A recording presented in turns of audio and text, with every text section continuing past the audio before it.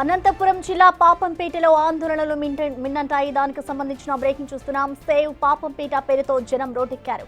దశాబ్దాల తర్వాత వివాదం తెరపైకి రావడంతో జనానికి కంటి మీద కొనుక్కు లేకుండా పోయింది. మరోవైపు భూములకు వారసులమంటున్నారు వెంకట కిరణ్.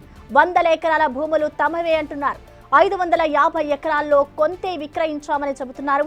మిగతా భూములు తమకు చెందినవే అని అంటున్నారు. అటు తమ వద్ద రిజిస్ట్రేషన్ పత్రాలు ఉన్నాయంటున్నారు జనం. ఇక పాపంపేట భూములపై విచారణ జరుగుతుందని చెబుతున్నారు అధికారులు. ఈ అంశంపై మరింత సమాచారాన్ని మా ప్రతినిధి యోగానంద్ అందిస్తారు. సేవ్ పాపంపేట అనే ఉద్యమం ఊపందుకుంటుంది. ముఖ్యంగా ఈ గ్రామం రక్షించుకునేందుకు గ్రామ పరిరక్షణ సమితి పేరుతో కూడా కార్యకలాపాలు చేస్తూ ఉన్నారు గ్రామస్తులంతా కలిసి.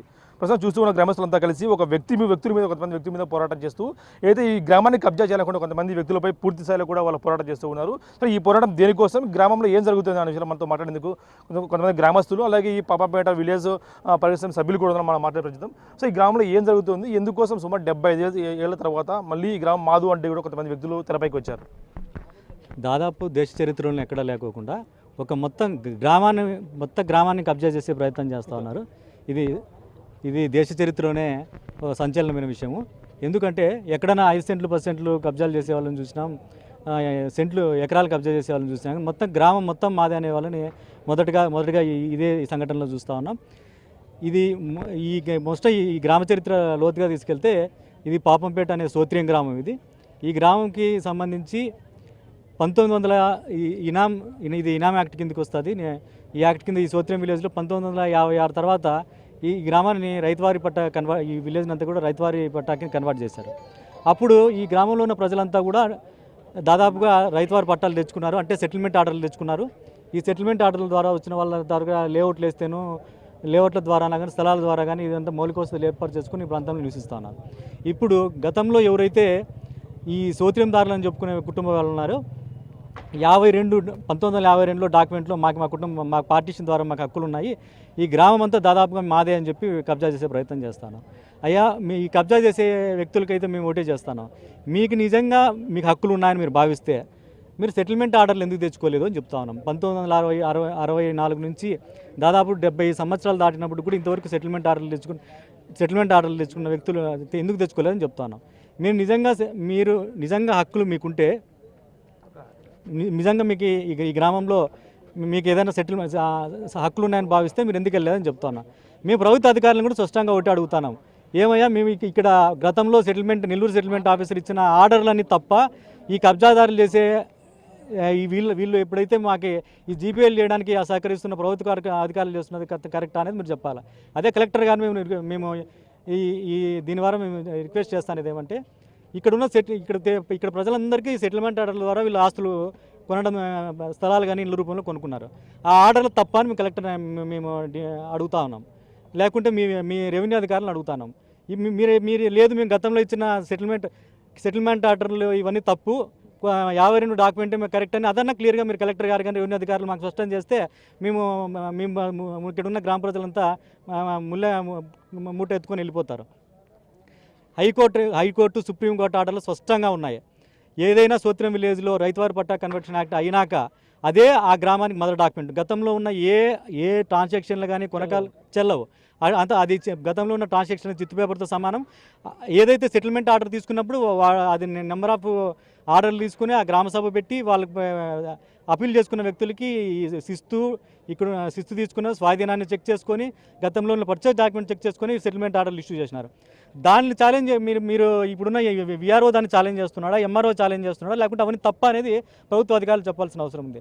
వాళ్ళందరికీ ఈ గ్రామంలో ఉన్న సెటిల్మెంట్ ఆర్డర్లు తీసుకున్న వ్యక్తులంతా కబ్జాదారులుగా మీరు చిత్రీకరించే ప్రయత్నం చేస్తూ ఉన్నారు.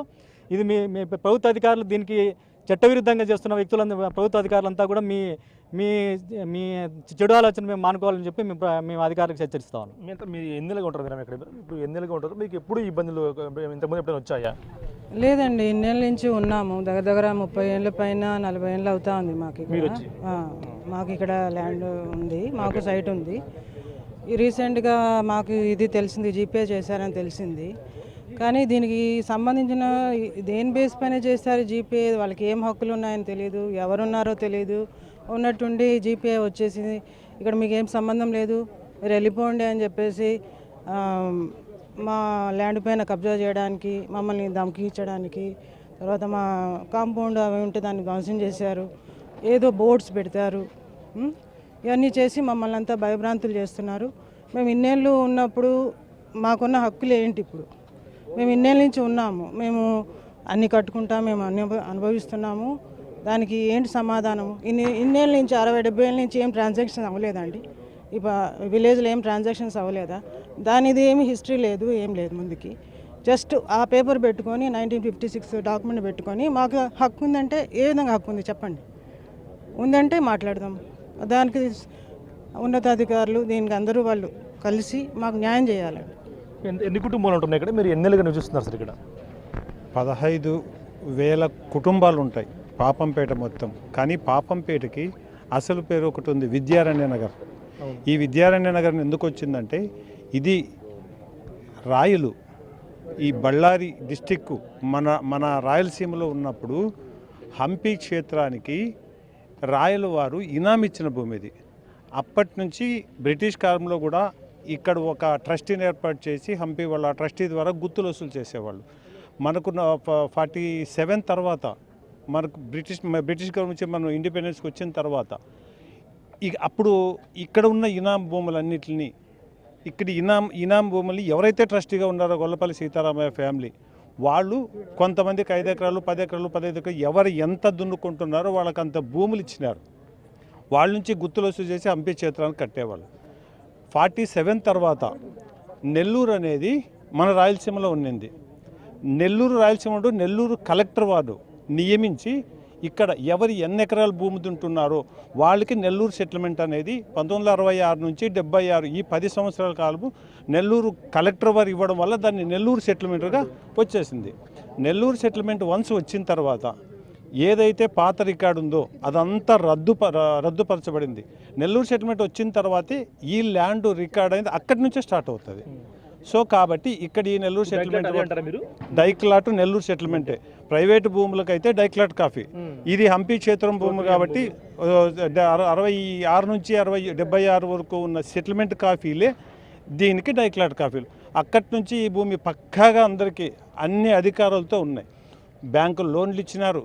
బ్యాంకులు లోన్స్ ఎవరైనా లీగల్గా పోయి కంప్లీట్ లీగల్గా ఉందంటేనే బ్యాంక్ లోన్ ఇస్తారు. సో లీగల్గా అన్ని హక్కులు ఉన్నాయని 100% ప్రతి ఒక్కరికి తెలుసు. కానీ ఎప్పుడో నెల్లూరు సెటిల్మెంట్ కన్నా ముందు ఉన్న డాక్యుమెంట్లు తీసుకొని వచ్చి ఆ డాక్యుమెంట్ల ద్వారా ఈ భూములన్నీ మావి అని చెప్పి ఒకవైపు దౌర్జన్యం, రెండో వైపు పాపంపేట భూములపై మాజీ ఎమ్మెల్యే తోపుదుర్తి ప్రకాష్ రెడ్డి సంచలన ఆరోపణలు చేశారు. పాపంపేట గ్రామాన్ని ఆక్రమించేందుకు పరిటాల ఫ్యామిలీ కుట్ర చేస్తుందని చెబుతున్నారు. 6,000 కోట్ల విలువైన భూములను కబ్జా చేసేందుకు కుట్ర జరుగుతుందని అంటున్నారు. ఫేక్ డాక్యుమెంట్లతో కోర్టులను తప్పుదారి పట్టిస్తున్నారంటూ మండిపడ్డారు. అనంతపురం కలెక్టర్ ఎందుకు మౌనంగా ఉన్నారో చెప్పాలని తోపుదుర్తి డిమాండ్ చేస్తున్నారు. ఇదే సోత్రియందారుల వారసులైనటువంటి వాళ్ళు పరిటాల సునీత బంధువులకు ఈ భూముల మీద హక్కు కల్పిస్తూ జీపీఓలు చేయడం జరిగింది.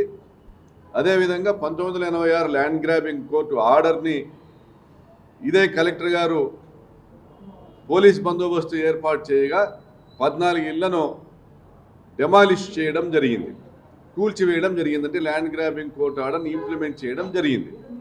వేరాస్ ఆ ల్యాండ్ గ్రాబింగ్ కోర్టు ఆర్డర్ వచ్చింది అనంతపురం టౌన్లోని సర్వే నంబర్కి, పాపంపేటకు కాదు. మరి కళ్ళు మూసుకున్నారా కలెక్టర్ గారు? కళ్ళు మూసుకున్నారా కలెక్టర్ గారు, ఆర్డీఓ గారు, మరి పోలీస్ యంత్రాంగం? వారి రోదనలు అరణ్య రోదనలనేవి. ఎందుకంటే కలెక్టర్ గారు కానీ, రాప్తాడు నియోజకవర్గంలో భాగమైనటువంటి అనంతపురం రూరల్ మండల తహసీల్దార్ కానీ, ఇతర రెవెన్యూ అధికారులు కానీ, రూరల్ పోలీస్ అధికారులు కానీ వీళ్ళందరి మీద ప్రభుత్వం నుంచి కానీ స్థానిక ఎమ్మెల్యే నుంచి కానీ ఎటువంటి వ్యతిరేకత రాలేదు. అంటే ఈ కూల్చివేతకు వ్యతిరేకంగా స్థానిక ఎమ్మెల్యే మాట్లాడలే, నోరు ఇప్పలే, కూల్చివేయకూడదు అని మాట్లాడలే. కనీసం కూల్చేసినాక పరామర్శ లేదు, దాని మీద ఒక ప్రెస్ మీట్ లేదు. మేము విమర్శ చేసినా కూడా దానికి వెనక్కి తిరిగి పలికింది లేదు.